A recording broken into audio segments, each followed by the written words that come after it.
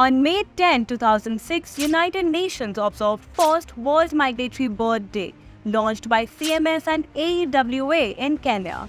Celebrated on second Saturday of May and October, World Migratory Bird Day raises awareness about protecting migratory birds and their habitats through international cooperation.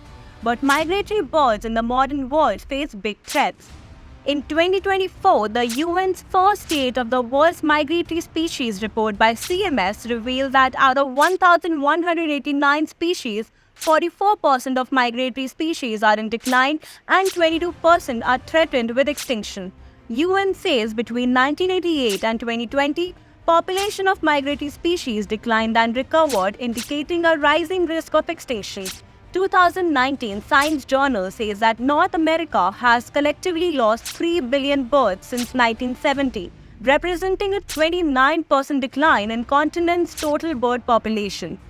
2024 IUCN Red List says that the grey plover's population, winter visitor to Ireland from Siberia, has declined by at least 30% since 1990s, leading its threat status to be changed from least concern to vulnerable.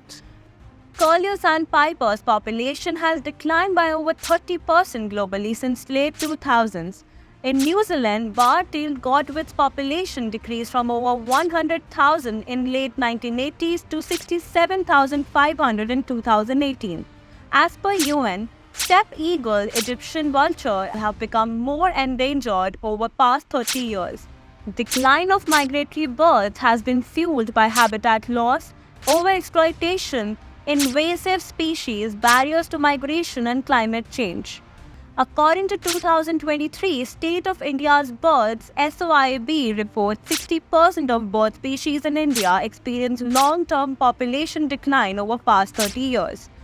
White-rumped vulture, Indian vulture and red-headed vulture have witnessed significant population reduction of 98%, 95% and 91% respectively in India.